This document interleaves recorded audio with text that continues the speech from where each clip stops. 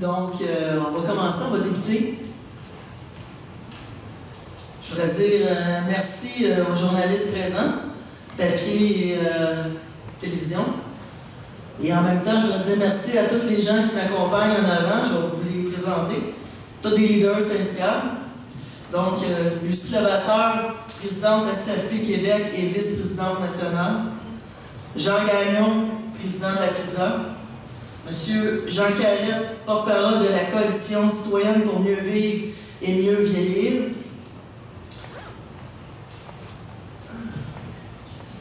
Louis Larivière, qui représente le Conseil régional FTQ Montréal métropolitain. Monsieur Louis Proux, transport SCSN retraité. Linda Gamache, présidente des professionnels Montréal. Monsieur Denis Galli, président du 3939 SFP croupier du Casino de Montréal. Monsieur Luc Saint-Hilaire, président STM Entretien CSN. Et Monsieur Dominique Lemieux, adjoint au directeur québécois des métallos. Donc, et qui se joint à nous, Anouk Collet, directrice TUAC Canada et vice-présidente FTQ. Si tu veux te joindre à nous en avant, Anouk, t'es la bienvenue. Donc, merci à tout le monde d'être présent. Et pourquoi on est tous réunis ici aujourd'hui, tout le monde ensemble, sans bannière, sans allégeance. Et je m'en voudrais d'oublier, je m'excuse, je m'en voudrais d'oublier Martine Ouellette, la marraine de notre pétition à l'Assemblée nationale, ainsi que Claude Généreux, ancien ex-secrétaire national, trésorier national au SFP, Claude, et M. Henri Frappier de Québec solidaire. Donc, je vous remercie d'être là. Et si on se réunit aujourd'hui, c'est pour dire aux gens, pour parler, de dire c'est grave ce qui est en train de se passer au Québec, ça prend du courage de faire ce qu'on fait aujourd'hui, toute allégeance confondue. Il n'y a plus aucune bannière syndicale qui doit résister à ça. C'est une attaque sans précédent à la classe moyenne, aux travailleurs de la classe moyenne, aux travailleurs point à la ligne. C'est une attaque sans précédent du gouvernement Couillard qui doit présentement se frotter dans les mains. Parce que le pacte fiscal, c'est ça que ça fait. Le pacte fiscal, ça va venir décréter nos conditions de travail. Et là, si on veut jouer avec les mots, on peut se dire que ça pourrait être décrété, on peut se dire que ça pourrait être un arbitrage, on peut se dire que ça pourrait être le last best offer, mais ce qu'on dit au gouvernement Couillard, c'est on n'en veut pas de ça.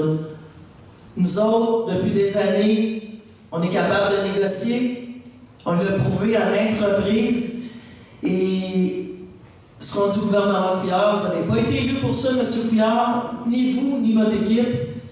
Et je prendrai soin de faire attention aux travailleurs de la classe moyenne du Québec. C'est nous autres qui fait rouler l'économie au Québec. C'est nous autres qui payent des taxes, parce qu'il ne faut pas oublier, quand on dit la capacité de payer des citoyens, on est tous des citoyens. Chaque membre qu'on représente, nous sommes des citoyens. Peu importe les villes, nous sommes des citoyens, nous sommes des mamans, nous sommes des papas, on fait partie de cette société-là et il ne faudrait pas l'oublier.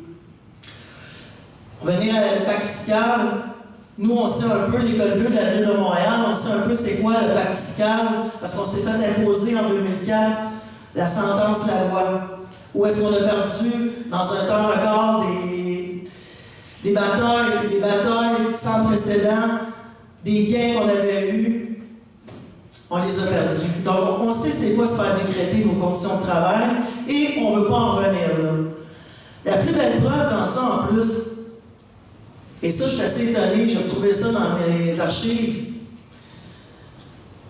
dans un passé qui n'était pas si lointain, 1992, 9 juin 1992, le titre « Une bombe à neutrons », dit Daniel Johnson. Et là, je vais citer, « Je crois profondément qu'il faut d'abord et avant tout en arriver à des solutions négociées avant de doter les municipalités d'un outil qui est l'équivalent de la bombe à neutrons. » Ça, là, c'est en 1992. Et là, aujourd'hui, en 2016, ils reviennent encore avec ça. En 1992, elle a eu la logique de dire, de s'asseoir avec les syndicats, de s'asseoir avec tout le monde et de dire on va négocier.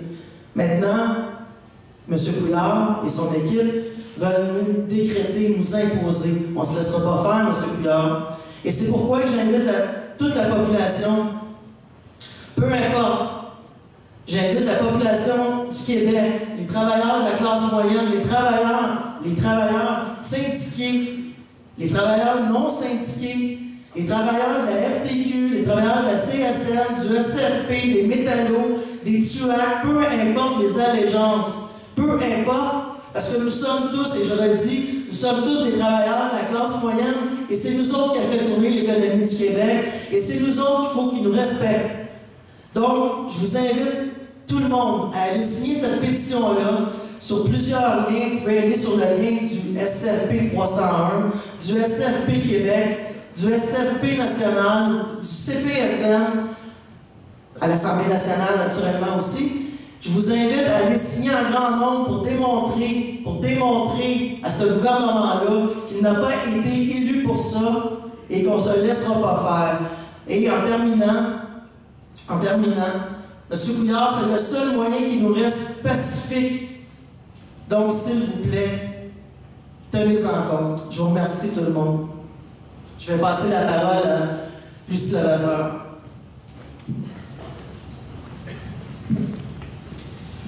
Alors, bonjour tout le monde. Je vais en ajouter un petit peu plus sur ce que Chantal vient de vous dire. Au SFP, on est 110 000 membres au Québec. On est 635 000 membres au Canada. C'est pourquoi je vous fais ce portrait-là. C'est qu'au SFP Québec, on représente 10 secteurs du monde du travail différents. Aujourd'hui, le pacte fiscal s'adresse uniquement, pour l'instant, au secteur municipal. Je vous parie que si cette loi-là passe, demain matin, ça va donner l'idée non seulement à d'autres employeurs, mais ça va s'étendre comme une traînée de poudre chez tous les travailleurs syndiqués, quelque allégeance que ce soit. Nous avons au SFP Québec voté des résolutions pour dénoncer ce pacte fiscal. C'est ce qu'on est en train de faire ce midi, et croyez-moi, ça va continuer. Regardez les médias, c'est pas terminé. Au SFP national, on a voté une résolution aussi. Une résolution qui a été adoptée à l'unanimité. Il y avait 2000 délégués qui représentaient tous les travailleurs du SFP à travers le Canada. Tout le monde était debout pour dire « c'est pas vrai qu'on va accepter ça au Québec. Et c'est pas vrai que ça va s'étendre dans les autres provinces. » Aujourd'hui, on est devant un projet de loi dont on ignore encore les balises. Mais Chantal a raison. Ça va être catastrophique. Ça va être catastrophique pour ce qu'on appelle des supposés négos. Moi, j'aimerais ça, là, ici, là, s'il y a une personne qui est capable de me garantir que nos négos ne seront pas truqués, ne seront pas biaisés, et que quand on va s'asseoir à une table de négo devant un employeur, y a-t-il quelqu'un ici qui peut se lever à nos micros et me dire qu'on va avoir des négos qui vont se passer de bonne foi? Y a-t-il quelqu'un qui est capable de me dire ça ici, ce midi? La réponse, c'est non. Imaginez les maires, ils ont dans leur poche la carte qui leur permet de mettre un terme à la négo et d'imposer vos conditions de travail. C'est inacceptable et c'est garanti. on va se battre pour que ce projet de loi-là ne soit pas adopté. Et je suis certaine que toutes les personnes ici à la table et bien d'autres qui entendront ce message feront comme nous. Merci beaucoup. Monsieur Gagnon. Alors, bonjour tout le monde. Vous êtes un vieux de la vieille, là, mais tous les matins quand je me lève, je me pince pour savoir si je suis bien réveillé. Je regarde actuellement ce qui se passe avec le financement des partis politiques, la commission Charbonneau, Marc-Yvan Côté, Mme Normando qui se fait arrêter, M. Hamad qui est sous enquête. J'ai l'impression qu'on est en train de revenir à l'époque de Duplessis, quand le travailleur était méprisé. J'ai l'impression de vivre actuellement le jour de la marmotte, sauf qu'au lieu du clergé qui contrôle le gouvernement, c'est les maires du Québec. Pourquoi? Pour acheter des votes. C'est une attaque en règle contre, non pas les syndicats, parce que c'est ça que les radios du Québec, souvent nous autres on est privilégiés là-dedans parce qu'on a notre lot de belles radios au Québec. C'est une attaque contre les syndicats. Mais c'est pas vrai que c'est une attaque contre les syndicats. Moi, je suis Jean Gagnon. Je suis un travailleur comme tout le monde, tous ceux qui sont dans la salle ici. Je suis juste un travailleur qui s'est présenté un jour dans un syndicat. Et je me suis présenté là pour défendre les droits des membres. Donc, le droit des travailleurs. Donc, c'est pas moi qui attaque le syndicat. C'est pas le syndicat qui est attaqué. C'est les travailleurs du Québec qui sont attaqués. C'est ça qu'on est en train de vivre, là. Ils nous ont volé nos régimes de retraite avec la loi 15. Ils veulent nous voler dans nos conditions de travail. Puis pendant ce temps-là, les centaines de millions de médecins du Québec, hein, on les paye beaucoup plus, les médecins au Québec, mais ça se donne que le premier ministre est un médecin, son bras droit c'est un autre médecin, puis l'autre est un autre médecin. On est en train, nous autres, le travailleur moyen du Québec, de se faire voler, de se faire appauvrir pour payer ces gens-là.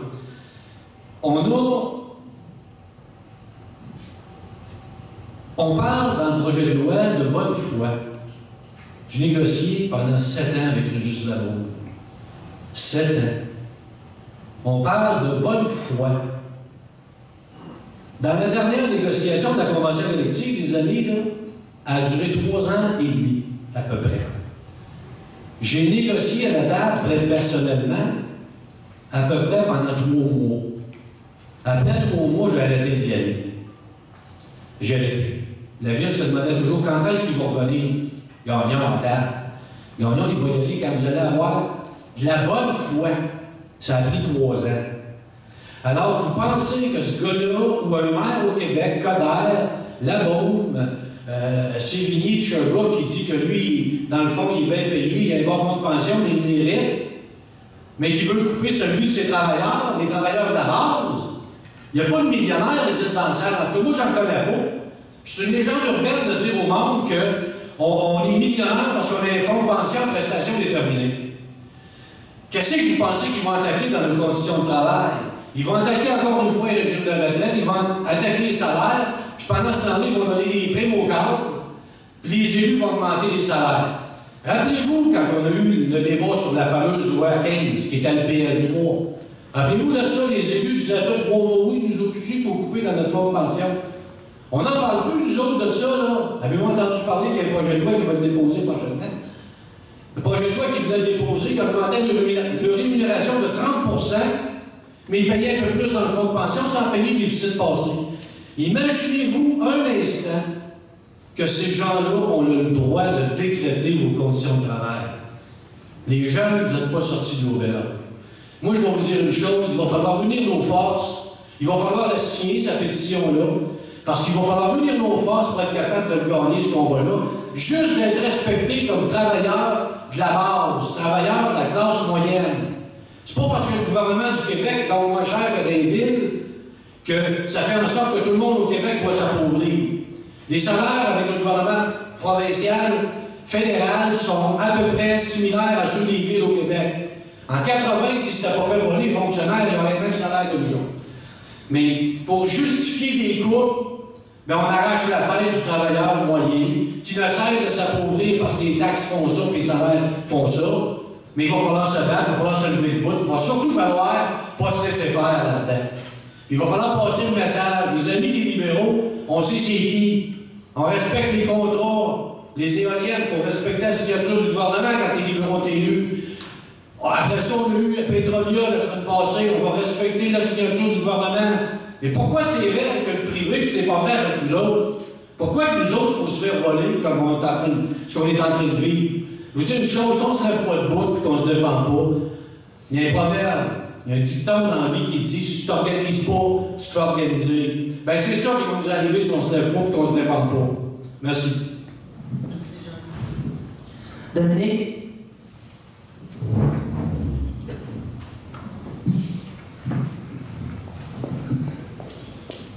Bonjour tout le monde. Je suis fier d'être ici aujourd'hui pour appuyer les gens du secteur public. Je représente 60 000 travailleurs du secteur privé au syndicat des métallos. Puis pour nous, quand on a eu l'invitation, bien sûr qu'on a accepté de venir. C'est inconcevable, la brèche qu'on est en train d'ouvrir au Québec. On parlait de Duplessis tantôt, mais il ne faut pas oublier les grands conflits qu'on a eus au Québec, Aircraft, Murdochville, Thetford, où on a acquis le droit de s'associer, puis où on a acquis le droit de négocier d'égal à égal. Un des fondements du Code du travail qu'on a, c'est justement la négociation de bonne foi. Puis pour nous, on est convaincus au syndicat des métallos que si jamais cette brèche-là s'ouvre, elle va s'ouvrir aussi au secteur public plus large, mais aussi au secteur privé. Jamais dans l'histoire du Québec, le gouvernement a osé intervenir dans un conflit privé. C'est jamais arrivé, on a toujours respecté ça. On a eu récemment le conflit des concessionnaires qui est avec une autre allégeance au Saguenay-Lac-Saint-Jean. Ça a pris 3 ans et demi pour le gouvernement pour imposer un arbitre. On n'a même pas... C'est comme si on avait donné les clés de la négo à l'employeur. On aurait dit à l'employeur, mais finalement, ça va être à vous de décréter les conditions de travail. Donc, pour nous, c'est important. On est fiers. Le secteur privé, on appuie. Il y a ma consoeur des tuacs aussi qui est ici. Donc, lâchez pas la bataille. On va être avec vous autres dans le futur. Puis, on est bien fiers du travail que vous faites.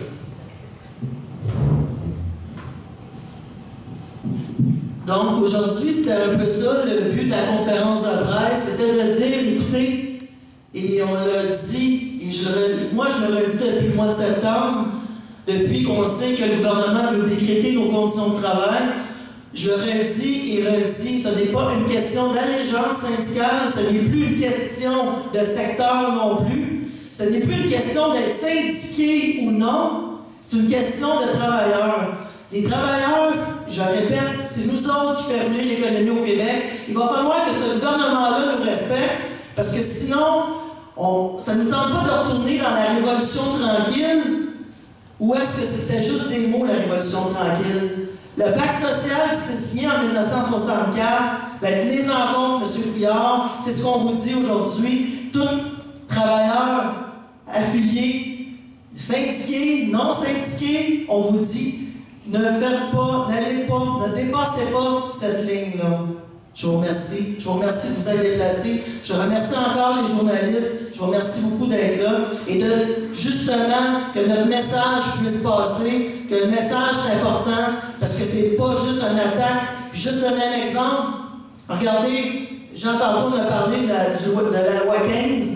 Regardez ce qui s'est passé récemment là, à Brouet-Martineau, le lockout. C'était sur les régimes de retraite. Donc, c'est pas vrai que quand ça touche un, ça n'ira pas ailleurs, c'est pas vrai, c'est une illusion. Donc, il ne faut pas se laisser berner parce que le gouvernement-là, il faut surtout se tenir debout, tout le monde ensemble, et c'est là qu'on va faire la différence. Il faut arrêter d'avoir peur, c'est nous autres la masse au Québec, et il faut qu'on se tienne debout, tout le monde ensemble. Je vous remercie.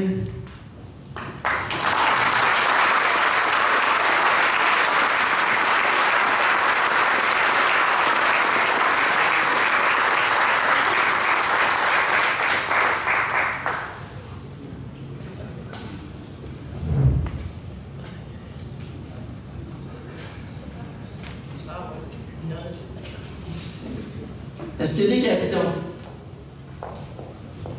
Désolée, je ne suis pas habituée. Il y avait avec la presse canadienne. Vous me connaissez moins parce que je couvre les syndicats, mais au plan national pour municipal. D'abord, je voudrais avoir une idée de votre pétition. Vous êtes rendu à combien de noms? Vous en visez combien? Présentement, ce matin, on était au-delà de 10 000 signatures. Tantôt, Lucie vous l'a dit, juste au SFP, on est 100 000 au Québec, 110 000 au Québec, 600 000 à travers le Canada.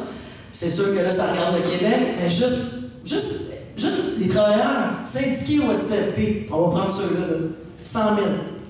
Puis là, on a la FISA, on a TUAC, on a Métallo, on a CSN, etc., etc. Je m'excuse si j'en oublie. Ben écoutez, on pourrait monter facilement à 300 000, puis là, on commencerait à jaser. J'ai déjà parlé au ministre Coiteux et au premier ministre Couillard concernant ce pacte fiscal-là, et ils nous disent, vous ne savez même pas encore ce qu'il va y avoir dans la loi, alors avant de protester, attendez de voir. Qu'est-ce que vous avez répondu? Ils ont dit non, mais c'est parce que depuis le mois de septembre, avant c'était M. Moreau qui était là, lui, il a dit, écoutez, moi j'ai rarement vu des maires se faire couper 1,2 milliard de dollars puis sortir avec le sourire, là. Je veux dire, c'est comme 300 millions. La mairesse de Rosemont, elle n'a pas voté pour le pacte fiscal. Elle l'a dit, elle nous l'a dit. Pourtant, les répercussions, premier impact du pacte fiscal, 38 pompiers de couper. Donc, est-ce que... Non, je n'attendrai pas. Je pense que c'est déjà dans les plans du maire, dans les plans des maires et dans les plans de M. Couillard de nous décréter nos conditions. Et le maire Coderre a déjà dit aussi que c'est pas vrai qu'il va être décrété comme ça, qu'il y a quand même un processus d'évaluation, que ça va prendre au moins 1 an, qu'il va y avoir une sorte d'entité, un organisme qui va juger s'il y a bien eu négociation de mauvaise foi ou de bonne foi. Est-ce que vous répondez à ça? Bien, moi, je dis que depuis des années, ça fait 50 ans qu'on négocie. Donc, on négocie de bonne foi tout le monde ensemble, pas avec une main sur la plug et on dit quand ça ne fait plus l'affaire. Ça, c'est ça que je réponds. Pourquoi essayer de mettre le projet de loi quand ça va bien, quand on est capable d'avoir... Rapport de force, là, c'est des deux côtés. Il faut être deux pour danser. Fait que c'est ce que je réponds. Quand vous avez dit dans votre discours que c'était le dernier moyen pacifique qui vous restait, c'est quoi la suite? Ben, c'est parce que j'envoie une pétition, là, parce que tout le monde nous dit toujours, là, je vais parler d'école. Moi, je suis présidente d'École Bleue, donc, nous autres, on est les gros matamors d'École Bleue, malheureusement, parce qu'on est tous des pères et des mères de famille. On est les mal-aimés de la presse, ça aussi, malheureusement. OK? Sauf que, qu'est-ce que je dis? C'est la pétition, là, on ne pourra pas dire qu'on a cassé des vitres ou que c'est une pétition. Il y a quelque chose de plus straight que ça.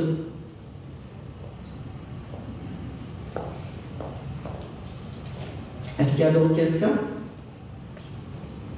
Bien, je vous invite tout le monde, je vous le dis, c'est important, je vous invite à aller signer la pétition et à confirmer votre signature. C'est ça qui est le plus important. Puis je vous remercie encore une fois de vous être déplacés. Puis ceux qui ont faim, bien, gênez-vous pas, là, le buffet est là. Merci.